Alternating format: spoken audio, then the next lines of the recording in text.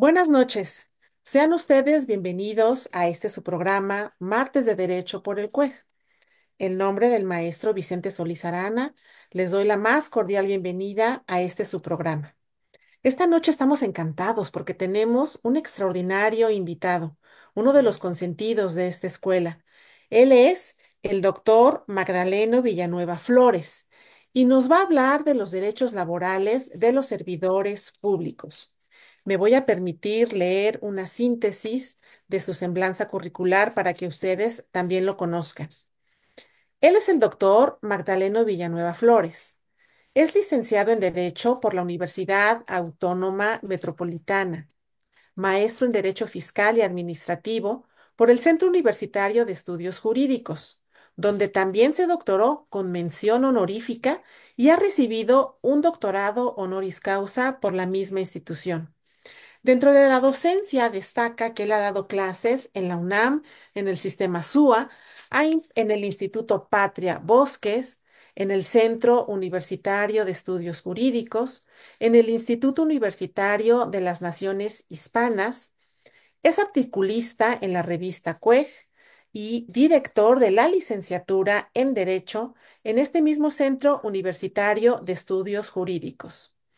En el ámbito laboral destaca que es asociado del despacho jurídico LTM y Abogados, socio director del despacho jurídico Villanueva y Asociados.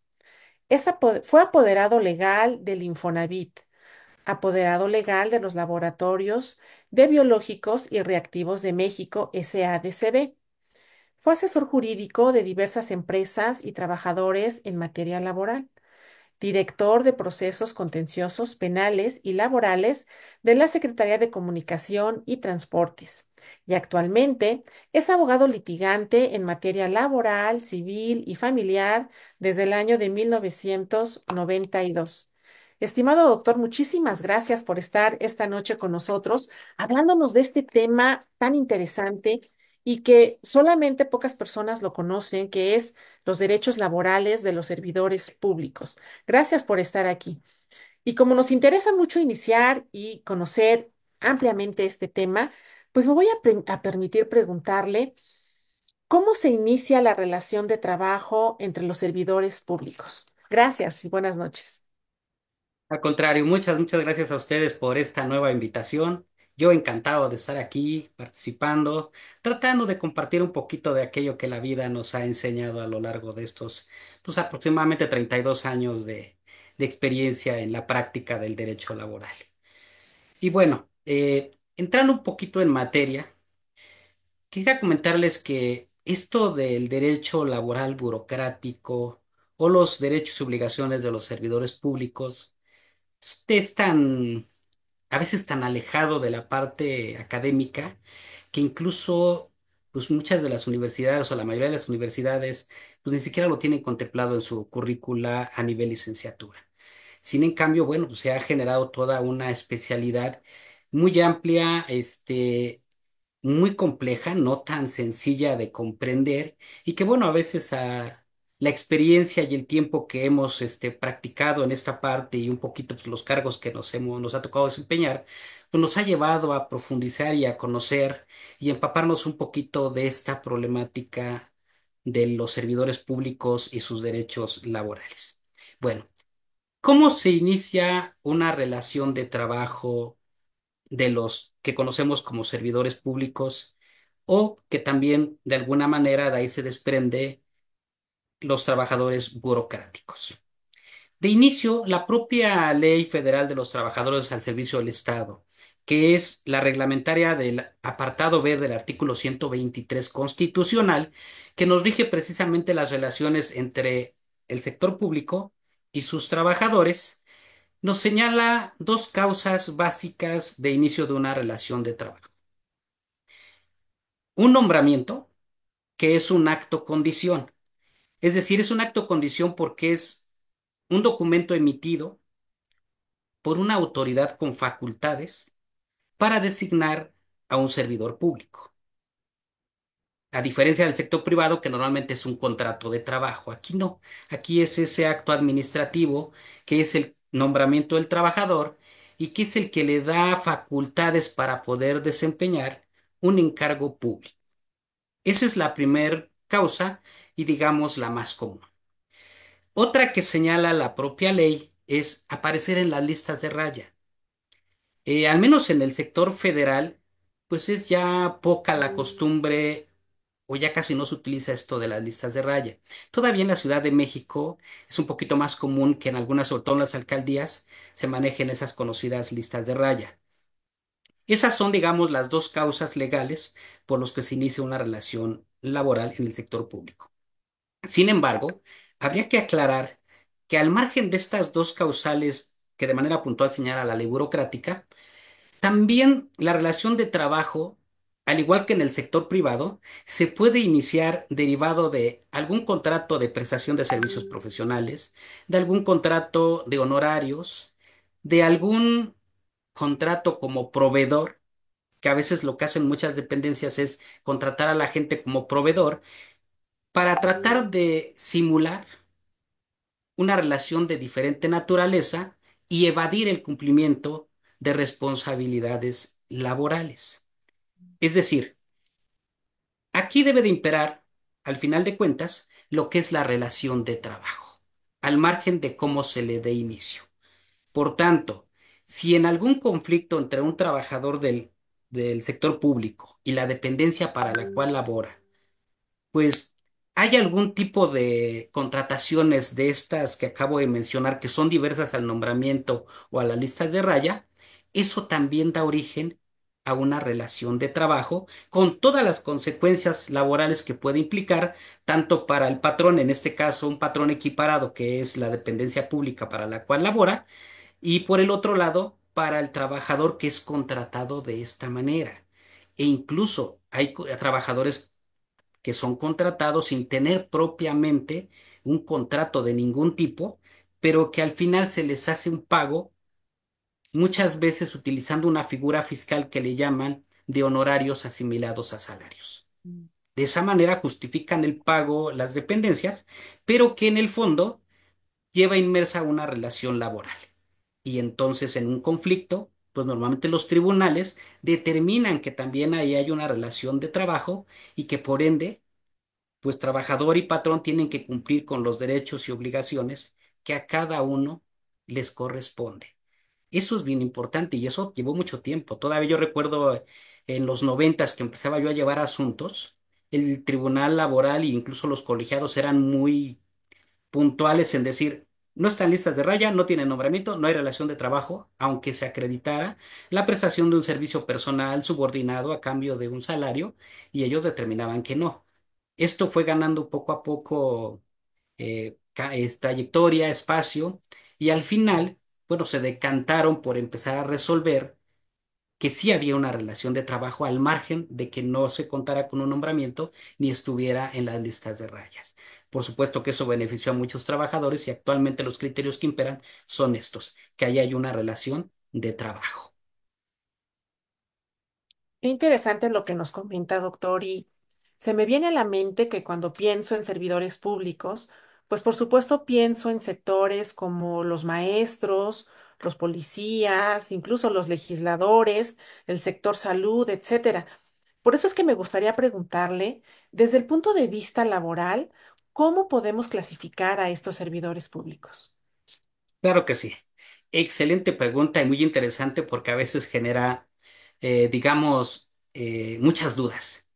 Muchas dudas no solo en la población, no solo en quienes desempeñan estos cargos, sino incluso también en muchos abogados que a veces no nos queda muy claro cuál es la distinción entre ellos y cómo se clasifica.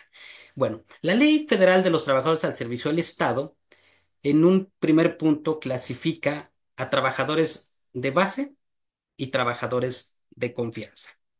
Ese es una gran división, una primera gran división que se hace.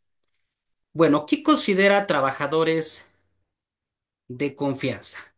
Normalmente nos habla, por ejemplo, en el Poder Ejecutivo, de todo el personal que está adscrito a la Presidencia de la República, es decir, toda la gente que labora directamente con el presidente de la República.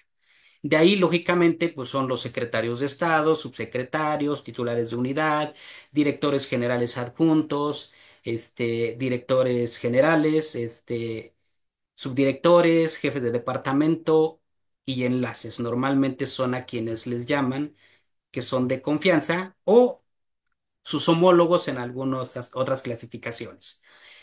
En el poder legislativo, pues normalmente pues, estamos hablando de aquellos que llevan todo el manejo financiero, de recursos, de bienes, que tienen manejo de inventarios, que manejan o que tienen personal a su cargo. Ujú. En la Auditoría Superior de la Federación, igual normalmente son los auditores auxiliares y personal que tiene, digamos, carteras importantes. En el poder, en la Cámara de Senadores igual también, incluso en algunos momentos, algunos de los asesores que tienen también los diputados, senadores pueden entrar en esta clasificación. En el Poder Judicial, la ley burocrática nos señala que solo son los secretarios de la Corte y los secretarios de las salas.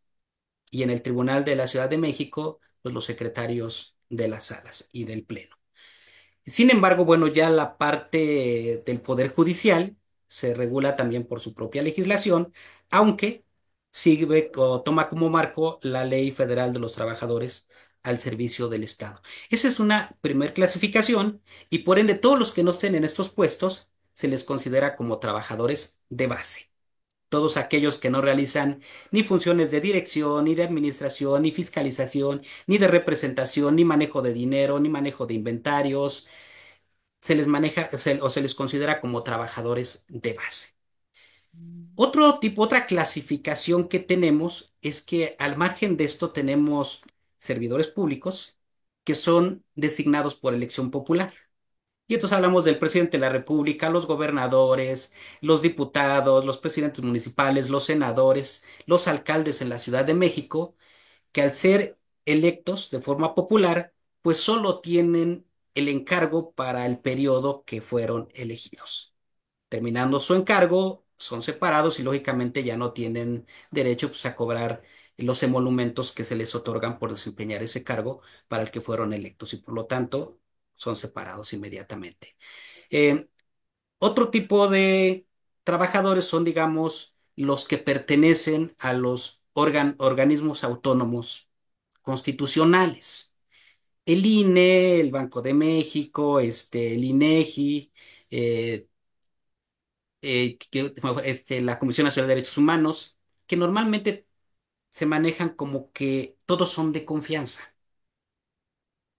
Dicen, todos, tanto los actos directivos como todo el personal administrativo, son de confianza. Por tanto, también así se les considera. Y otro apartado que está separado y a los cuales no se les reconocen propiamente como trabajadores, aunque no dejan de ser servidores públicos, son policías, ministerios públicos y peritos que presten servicios en los tres niveles de gobierno, es decir, federal, estatal y municipal. A ellos, la propia Constitución los separa y dice que ellos lo que tienen es una relación de carácter administrativo. Por tanto, si son removidos de su cargo, ellos tendrán que promover acciones en la vía administrativa, ya sea vía juicios de nulidad Ujú. en materia administrativa o vía juicio amparo indirecto en tribunales administrativos de amparo.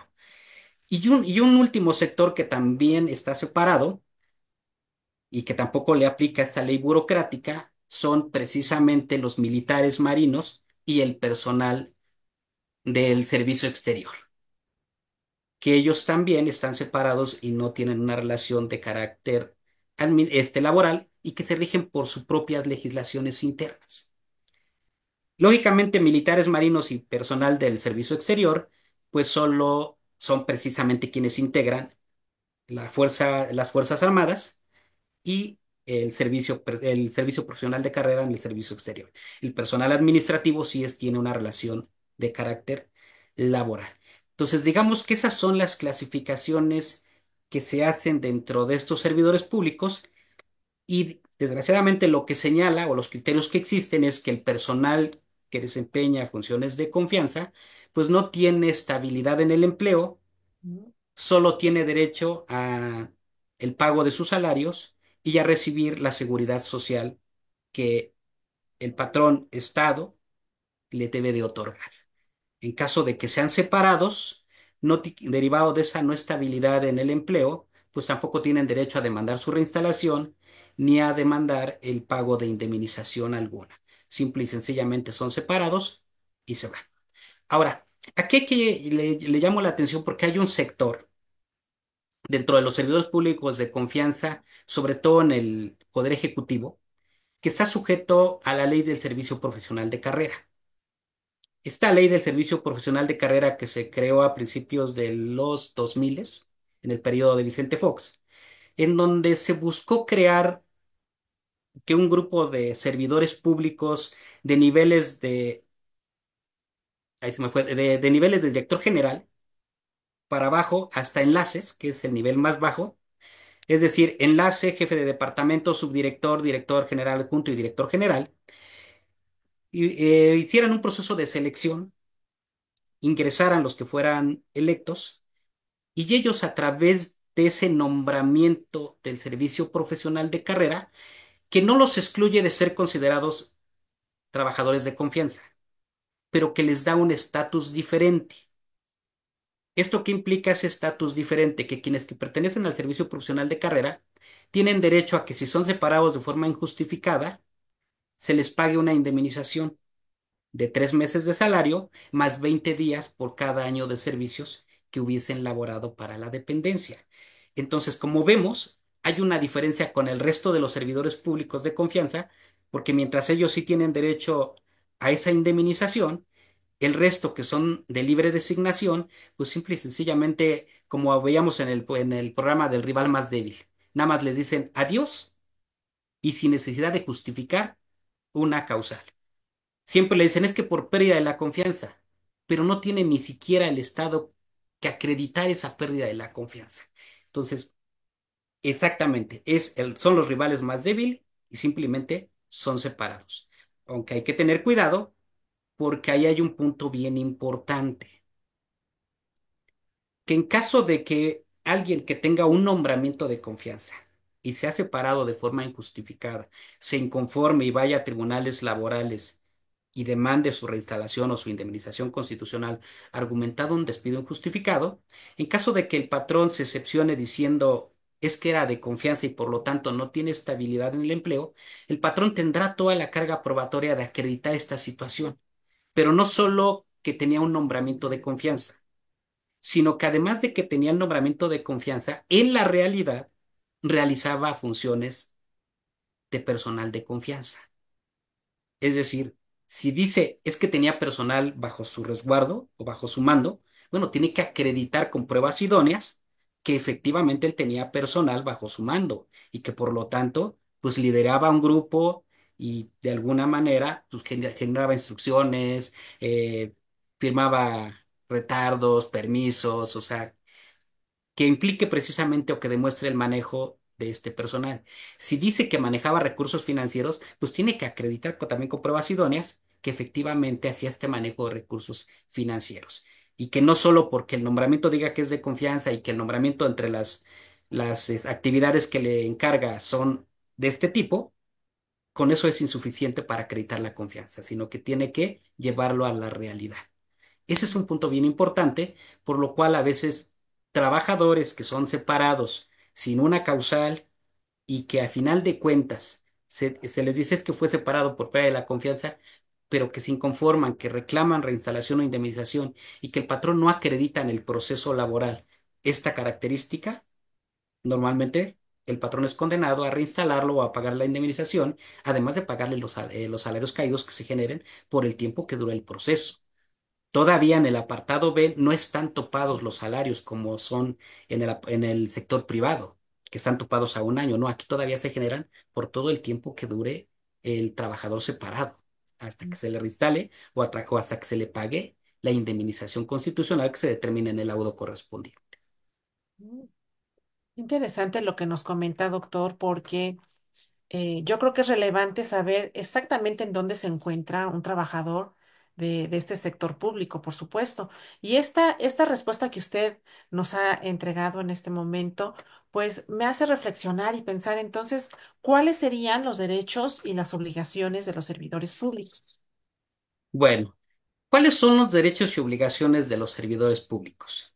Por supuesto que uno de los derechos de los servidores públicos, los básicos que tiene legalmente, pues son recibir sus salarios, recibir la seguridad social, que esa la tienen todos, tanto los de base como los de confianza. También tienen derecho al pago de un aguinaldo, que debe de ser eh, calculado sobre una base de 40 días de salario, y son 40 días de salario integrado, es decir, el salario base más la compensación. No es solo el salario base, sino el salario íntegro. Es decir, si un servidor público gana 10,000 pesos de salario base y 30,000 pesos de compensación, 40,000 pesos al mes, pues eso es la cantidad que se le tendrá que pagar. Sobre esa cantidad se tendrá que calcular los 40 días de aguinaldo. Un aguinaldo que, de acuerdo con la ley federal de los trabajadores al servicio del Estado, le debería de ser pagado en dos exhibiciones. Una primera parte a más tardar el 15 de diciembre y otra segunda parte a más tardar el 15 de enero del año siguiente. Sin embargo, desde hace algunos años para acá, desde que se creó aquí en México el programa del Buen Fin, sobre todo en el sector federal, normalmente la primera parte se les paga en los días previos a que se dé el fin de semana del famoso Buen Fin, y la segunda parte se les paga pues normalmente antes de Navidad.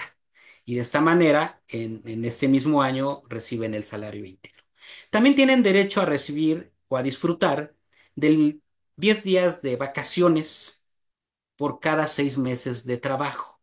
Es decir, los trabajadores del sector público normalmente tienen derecho a disfrutar de 20 días de vacaciones al año, 10 días por cada 6 meses de labores, así como al pago de una prima vacacional que se debe calcular sobre el 30% de su salario.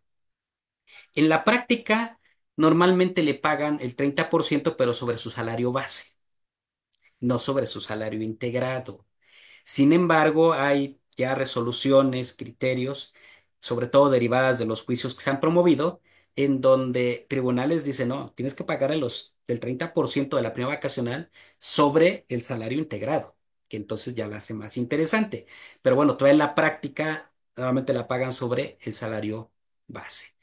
Tienen, lógicamente, además de estas prestaciones, digamos que son las de ley que les establece, pues para todos los trabajadores al servicio público, sobre todo en el sector federal, también los trabajadores de base, que ellos sí tienen esa estabilidad en el empleo, que ellos sí tienen un procedimiento de cese.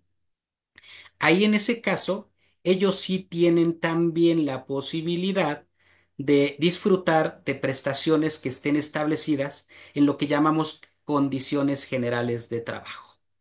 En el sector privado se le llama contratación colectiva, aquí se llama condiciones generales de trabajo, que en realidad también es una especie de pacto colectivo que realizan los sindicatos de estos trabajadores de base del sector público con la dependencia correspondiente. Y entonces también, pues ahí normalmente les dan algunas otras prestaciones como pueden ser, pues, apoyo para el 6 de enero para los que tienen hijos pequeños, que el 10 de mayo para las madres trabajadoras, les dan ayuda para lentes, para prótesis dentales. Hay una prestación también que genera el gobierno que se le llama FONAC, que es un fondo de ahorro que que tienen derecho sí, prácticamente todos los trabajadores de base e incluso las escalas más bajas de los trabajadores de confianza, y que es una aportación voluntaria que el trabajador se debe de inscribir a este programa, y en donde el trabajador hace una aportación, el gobierno otra aportación, el sindicato al que pertenece otra aportación, y se les otorga normalmente en el mes de agosto de cada año. Se hace la distribución y eso pues les genera también un ingreso adicional a todo este tipo de trabajadores del sector público. ¿Qué obligaciones tienen? Pues lógicamente las obligaciones son llegar puntual a su trabajo, cumplir con sus horarios de labores, guardar respeto y mesura ante sus superiores, este, pues realizar su trabajo con diligencia, evitar pues andar llevando y trayendo la información de un lado para otro, es decir, guardar confidencialidad sobre la información de que van conociendo cada uno de acuerdo al desarrollo de su trabajo y que todo este tipo de obligaciones pues también están sujetos también y cumplir con sus horarios, ¿no? Entonces son las obligaciones, digamos, que derivan de la relación laboral entre trabajadores y patrones en el sector público. Y lógicamente pues el patrón tiene las obligaciones pues de pagar todas estas prestaciones y a su vez tiene derecho a qué? Pues a disciplinar cuando el trabajador llegue tarde, cuando realiza algunas faltas que no sean suficientes para un cese o incluso a cesar al trabajador si se sigue el procedimiento correspondiente cuando sea un trabajador de base, ¿no? Entonces también tienen todos estos derechos la parte patronal para poder de alguna manera darle seguimiento a la relación entre ellos como titulares de la relación laboral, como patrones equiparados, y el trabajador que le presta un servicio. Mm. Justo ahora, doctor, que acaba de mencionar el término patrones, pues entendemos que cada dependencia pública cuenta con un titular, a los cuales los vamos a considerar como patrones equiparados. Me Así es. gustaría saber cuáles son los derechos y las obligaciones de estos. Bueno, como patrón equiparado, el titular de la dependencia, por supuesto que tiene las obligaciones, pues, de vigilar que al trabajador se le haga el pago de todas las prestaciones a las que tiene derecho y que son las que acabo de mencionar. Por otro lado, pues también tiene el derecho de poder, digo, desde nombrarlo, porque normalmente el titular de la dependencia emite los nombramientos en su mayoría. En algunos casos, sobre todo cuando se trata, por ejemplo, de las secretarías de Estado, pues a veces delega de acuerdo a su reglamento interno en los directores generales o en los titulares de unidades el, la emisión de los nombramientos del personal de cada una de estas unidades administrativas. Y él solo, el titular de la dependencia, digamos el secretario de Estado, pues solo firma los de sus subsecretarios, sus titulares de unidad y sus directores generales. Y normalmente ya de los adjuntos hacia abajo, pues normalmente quien firma los nombramientos ya es el titular de la unidad o el director general. Pero de esta forma, pues son los que ellos contratan o ellos nombran, emiten los nombramientos del personal y a su vez también ellos son los mismos que tienen que hacer el procedimiento de separación o de disciplina cuando un trabajador incurra pues en alguna causa que merezca ya sea una sanción administrativa, perdón, una sanción laboral, pero de tipo administrativo, para que no nos confundamos.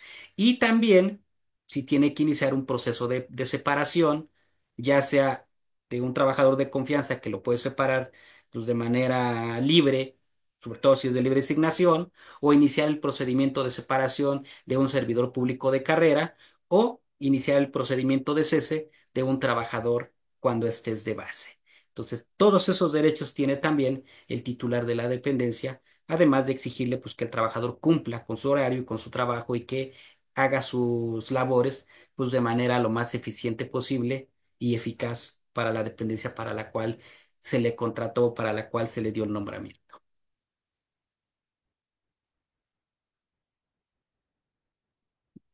Vamos a un pequeño corte. Será muy breve. En un momento regresamos.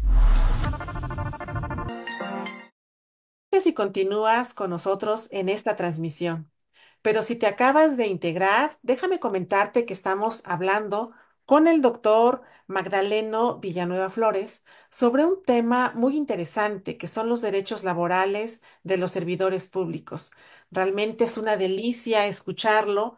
Es fácil entender cuando nuestro ponente, nuestro invitado, tiene un conocimiento pleno sobre el tema que nos está compartiendo, como es este caso. Por eso te invito a que continúes con nosotros en la transmisión. Doctor, pues continuemos con este interesante tema. Ya ahora me gustaría preguntarle, ¿cuáles son las consecuencias para los trabajadores que incumplen con sus obligaciones de trabajo? Claro que sí. Bueno, la consecuencia sobre todo más grave, al margen de que derivado de algún incumplimiento puede ser pues sancionado con alguna amonestación o incluso con alguna suspensión de algunos días de labores sin goce de sueldo. Lo más grave es que puede ser separado del empleo. Y aquí viene el punto medular.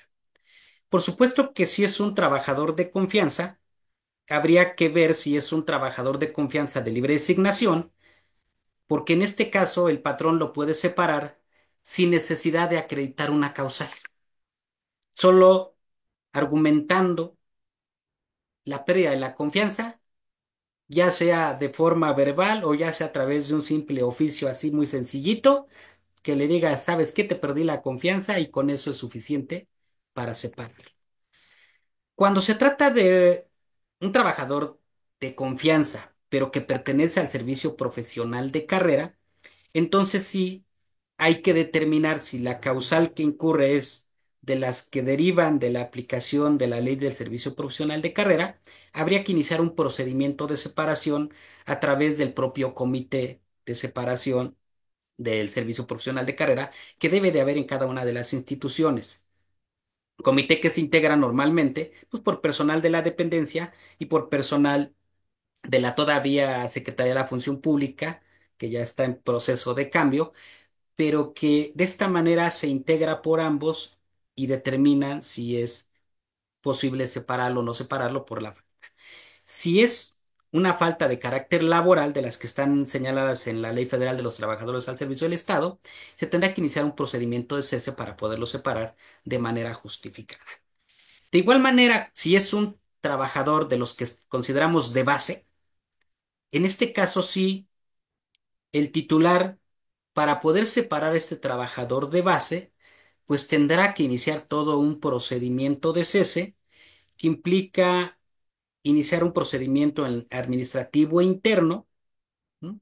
Y posteriormente hacer un procedimiento laboral en contra del trabajador. Es decir, tendrá que ir ante el Tribunal Federal de Conciliación y Arbitraje a solicitar la autorización para cesar a un trabajador.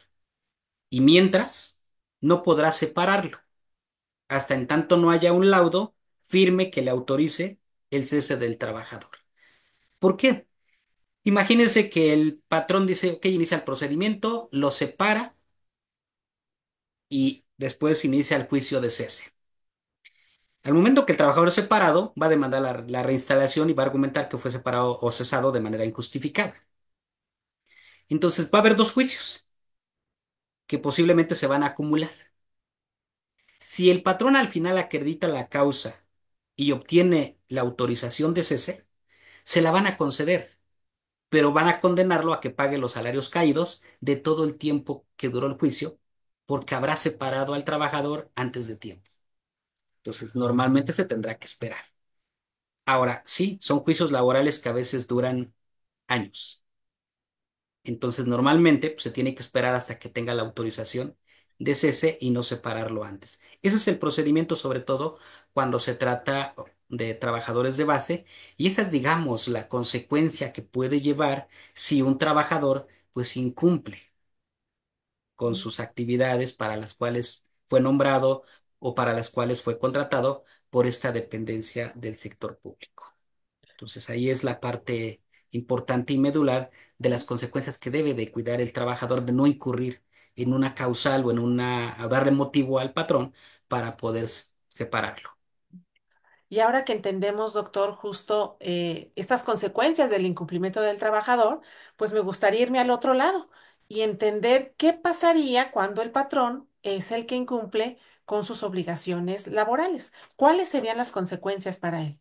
Bueno, eh, en la experiencia, el mayor incumplimiento que tiene el patrón, y miren que se luego les digo, a veces el peor patrón es el propio gobierno. O sea, el propio gobierno, en los tres ámbitos, tiene mucho personal que está contratado de una forma distinta a la que debiera. ¿Te acuerdas que decíamos al principio? La ley te dice que tiene que ser con un nombramiento o estar en las listas de raya. Esas son las dos formas legales. Sin en cambio, en la práctica, pues contrata gente a través de contratos de servicios profesionales, a través de contratos de honorarios, a través de contratos como proveedores de servicios. A veces también celebran este tipo de contratación sin un contrato de por medio y les pagan a través de esta forma que yo mencionaba de salarios, perdón, de honorarios asimilados a salarios, en donde también se da una relación laboral, o también a veces es muy común que se les dé contratos o nombramientos por tiempo determinado, para no reconocerles una antigüedad y para no pagarles ciertas prestaciones. Que aunado a la antigüedad, el trabajador tiene derecho a que cada 5 años le aumenten lo que le conocemos como un quinquenio. Es una cantidad mínima, pero que siempre incrementan su salario cada que el trabajador cumple 5 años a partir de que cumple los primeros cinco. Y entonces, entre más tenga, cuando cumpla 10, 15, 20, 25, 30 años, pues va aumentando esa cantidad que le llamamos quinquenio y que se le tiene que pagar pues de manera quincenal. Cada que tiene un pago quincenal, ahí se le va ese cachito extra. Mm, Entonces, lo hacen para evadir este tipo de responsabilidades. Y la otra, lo hacen para evadir el pago de la seguridad social. mm, Muchas veces los tienen contratados de esa forma ujú, y no les dan la seguridad social. Por supuesto que al trabajador no estar dado de alta ante el instituto correspondiente, que normalmente es el ISSSTE, pues tampoco cotiza. Y entonces, aunque tenga muchos años laborando, cuando se tiene que separar por los años o es separado, o cuando llega a la edad que pudiese adquirir una pensión, pues no podrá disfrutar de ella porque no realizó las aportaciones ni las cotizaciones correspondientes, porque el patrón no lo dio de alta de manera oportuna ni hizo el pago de las correspondientes aportaciones para la seguridad social. Entonces, eso es sobre todo, pues una de los puntos en donde más incurre el patrón en elusión del pago de prestaciones laborales y por supuesto que si no las cumple y no las cubre, pues a través de los juicios, a través de tribunales, pues puede ser obligado a cumplirlas, tanto a pagar el pago de los salarios, prestaciones y demás, como incluso a pagar de forma retroactiva y a realizar de forma retroactiva, pues la inscripción ante el ISSSTE y el pago de todas las aportaciones correspondientes para que este trabajador, pues en su momento pueda acumular y disfrutar de una pensión.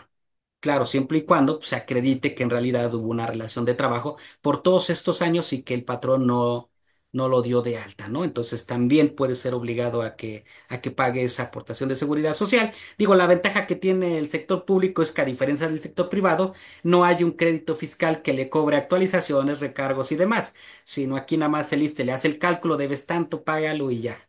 Y a final ujú. de cuentas son recursos públicos, pero que al final beneficia al trabajador y de alguna manera le resarce pues, ese derecho que en su momento no le fue otorgado.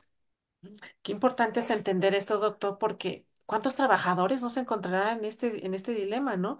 Y pues muchos de los que nos están escuchando, casi todos, por supuesto, abogados o estudiantes de derecho, pues saber cómo poder defender o qué cosas pedir ante la autoridad para poder defender pues estos derechos laborales, ¿no?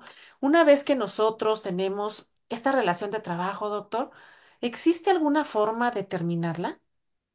Sí, como les comentaba hace ratito, como comentaba hace rato, cuando se da alguna situación que puede generar la separación o el cese del trabajador, en ese momento, pues el patrón, el titular de la dependencia, deberá tomar las medidas correspondientes para hacer el procedimiento que corresponda según la clasificación que mencioné hace un momento. En el caso de los trabajadores de base, el procedimiento de separación es un poquito más complejo, como lo comentaba. Tendrá que iniciar primero cuando el titular tenga conocimiento de la causa que puede dar motivo al cese del trabajador y a la separación de éste, pues primero tendrá que reunir elementos al respecto. Posteriormente tendrá que citar al trabajador y a su representante sindical para que comparezcan al levantamiento de una acta administrativa en su contra, en donde en esa acta administrativa el trabajador tendrá derecho pues a declarar en su favor, en su defensa, a argumentar las situaciones que puedan de alguna manera diluir esa posible responsabilidad que se le está imputando y a ofrecer pruebas o testigos que le ayuden a acreditar que no incurrió en la causa que le están imputando. Si no obstante este levantamiento del acta, el titular de la dependencia considera que sí hay elementos para obtener el cese del trabajador, entonces tendrá que iniciar el juicio laboral ante el Tribunal Federal de Conciliación y Arbitraje, quien deberá admitir la demanda, emplazar a juicio al trabajador y después de sustanciar todo este juicio, pues con su contestación de demanda, con su ofrecimiento y desahogo de las pruebas correspondientes, su etapa de alegatos, emitir un laudo definitivo en donde determine si autoriza o no esta separación. Este laudo definitivo, lógicamente, pues tendrá todavía que pasar por la etapa de impugnación, ¿no? Así como en cualquier otra materia. El laudo es definitivo, pero no es firme hasta en tanto no agote la etapa de impugnación, ¿no? El juicio de amparo, que normalmente se agota después, y bueno, hasta que ese laudo quede firme, entonces sí ya el titular de la dependencia estará facultado para cesar al trabajador. Ahora sí, ya solo le dice, mira, ya el laudo quedó firme, te notifico que ahora sí, con autorización del tribunal, está cesado y no tendrá obligación de pagarle ninguna prestación. A diferencia del sector privado, aquí cuando separan a un trabajador, no tiene derecho que el finiquito, que nada. Tiene derecho, digamos, a la parte proporcional en su caso de su aguinaldo, pero nada más. Y a lo mejor alguna otra prestación que se le adeude, si le deben algunos salarios o algo, ¿no? Pero normalmente no hay mayor pago ni de la antigüedad, así tenga los años que tenga el trabajador que es de base. Y bueno, si se trata de uno de confianza, mucho menos, ¿no? Aunque sí, digo, hay criterios por ahí, se ha luchado porque se le reconozcan ciertos derechos también, pues a los trabajadores de confianza, ¿no? Que si no tienen derecho a ser reinstalado, bueno, pues a que se les pague una indemnización similar a la que se les paga a los que pertenecen al servicio profesional de carrera o incluso a los que pertenecen a las áreas de seguridad como son policías, peritos, y ministerios públicos, que en caso de que sean separados de forma injustificada de su trabajo y que a través del procedimiento administrativo correspondiente obtengan una sentencia favorable que determine que fueron separados de forma incorrecta, ellos sí tienen derecho a que se les pague una indemnización. Mm. En cambio, los servidores públicos de los otros que no están en este ámbito administrativo y que son de confianza y que se acredita la confianza, hasta el momento la Corte ha determinado que no tienen derecho al pago de ninguna indemnización, aun y cuando se acredite que no fueron parte de que no hubo una causa para la separación, que su descuido fue de forma injustificada. Entonces, el criterio ahí está. No obstante que ha habido argumentaciones, el protocolo de San Salvador señala que incluso los servidores públicos tienen derecho a una indemnización. Se ha argumentado, pues, este control de convencionalidad, pero hasta el momento la Corte ha dicho eso no aplica aquí. Hay una restricción constitucional de la fracción 14 del apartado B del 123 que dice que solo tienen derecho al pago de los salarios y a la seguridad social. Que además así lo dice, ¿no? Otro Ujú, argumento que se ha manejado es, sí, dice que tienen derecho a los salarios y a la seguridad social, pero no dice que únicamente. Y ujú, entonces, si el protocolo dice que tienen derecho a una indemnización, pues págales una indemnización. Pero hasta el momento no ha habido un cambio de criterio. ujú. Esperemos que en un futuro quizás haya, porque a veces sí hay trabajadores que tienen muchos años Sí, y que de momento son separados y adiós, sin un solo peso, se van con la quincena. qué terrible, doctor. Y qué gran diferencia, como bien lo dice usted, con el sector privado, ¿no? Muchas veces en las universidades le dan más importancia a explicar qué pasa con los trabajadores del sector privado y dejan endeble o ven muy poco esta parte de los servidores públicos. Qué importante que estemos hablando esta noche de este tema. Y por eso es que me gustaría preguntarle, ¿qué pasa cuando seguramente también se puedan dar despidos injustificados o ceses laborales de estos trabajadores al servicio público? ¿Qué pasa con ellos, doctor? Bueno, en caso de que algún trabajador considere que fue separado de manera injustificada, y lo comentaba hace rato, no solo los de base, que tengan un nombramiento de base, que así lo dice, nombramiento de base, sino incluso aquellos que tengan un nombramiento de confianza, pero que en la realidad se considere que nunca realizaron esas funciones de confianza y que por ende el patrón no tiene cómo acreditar pues esa naturaleza de confianza que dice el nombramiento, porque de manera clara que queda patente que nunca realizó esas acciones o esas funciones que supuestamente eran de confianza, yo siempre le digo, pues atrévanse a demandar, porque además es importante, si obtienen un laudo favorable, no solo los van a reinstalar o no solo les van a pagar la indemnización, que son las dos acciones alternativas que tendrían estos servidores públicos, sino que además van a obtener el pago de los salarios caídos, pero más importante, van a obtener, en caso de que hayan demandado la reinstalación con esa misma plaza, con ese mismo nivel, con ese mismo salario, pero considerada como de base. Es decir, el titular demandado tendrá que hacer el cambio correspondiente para decir, no importa, su nombramiento dice que es director de área, pero si no acredité en el juicio que era que hacía funciones de confianza, pues lo voy a tener que reinstalar como director de área con ese salario, pero con un nombramiento que ahora ya no va a decir confianza, sino va a decir base. Y lógicamente al obtener ese nombramiento, pues va a obtener lo que consideramos que es el gran premio, la estabilidad en el empleo, que a partir de ahí solo va a poder ser separado, perdón, a través de un procedimiento de cese similar al que les tienen que realizar a los trabajadores de base. Ese es un punto bien importante. A veces les digo, vale la pena arriesgarse porque igual y puedes obtener pues esta reinstalación y ese nombramiento de base. Qué importante es entender la función de los servidores públicos, ya que, pues, por supuesto, su función, su labor es esencial, porque sin ellos el gobierno, pues, no podría operar ni cumplir con sus compromisos con la sociedad. Ustedes lo escucharon esta noche.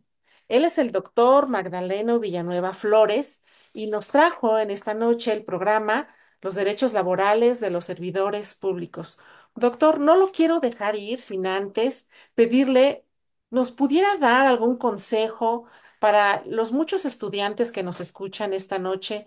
La mayoría de nuestra audiencia, por supuesto, son estudiantes de Derecho.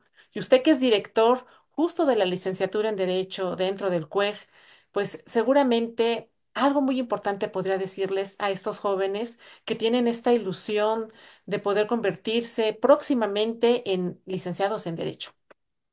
Bueno, pues yo más que nada invitarlos a que sigan estudiando, se sigan preparando, se vengan aquí a la práctica. Ahora ya tienen muchas posibilidades de acudir a las audiencias, sobre todo incluso en el nuevo sistema de justicia laboral, en el tribunal, que acudan, que vean, que inviertan un poquito de tiempo. Normalmente las audiencias son públicas y salvo contados casos, pues les permiten el acceso en la mayoría, solo les indican que, bueno, no pueden participar, no pueden hablar, no pueden hacer ruido, pero pueden estar ahí siempre presentes. Esa es una. La otra, bueno, pues, si tienen posteriormente inquietud y quieren venir a conocer un poquito más, pues aquí en el CUEC tenemos estudios de maestría, doctorado, maestrías especializadas en diversas materias, en materia administrativa, penal, civil, familiar, constitucional. Y además, próximamente, a partir precisamente del próximo martes 19 de noviembre, en este caso, estaré dando un curso precisamente sobre estos temas, los derechos de los servidores públicos, precisamente todo lo que es el derecho laboral burocrático, por supuesto, para quien quiera estar con nosotros, acompañarnos, integrarse, va a ser un tema súper bien explicadito. Esto que mismo que di ahorita, pero lógicamente ya con más al detalle y con varias sesiones en donde van a poder intervenir y compartir con nosotros. Es un curso que puedan tomar de manera presencial si gustan venir con nosotros los días martes y jueves de las 19 a las 21 horas, que serían de las próximas 3 semanas, van a ser 6 sesiones, o bien, si no les permite el trabajo, el tiempo, trasladarse hasta acá, pues también pueden conectarse vía digital en línea y tomar el curso también de forma directa, donde podrán intervenir, hacer preguntas y trataremos de resolver todas las cuestiones y dudas que nos planteen con todo gusto. Así es que si gustan, pues aquí los esperamos. Muchísimas gracias, doctor. Y bien lo dice, no hay nada como la preparación y la actualización en todas las áreas del conocimiento, pero especialmente nosotros, los abogados. Muchísimas gracias por acompañarnos esta noche. Soy Cue y lo que hacemos juntos es lo que nos distingue. Buenas noches. Muchas gracias, buenas noches.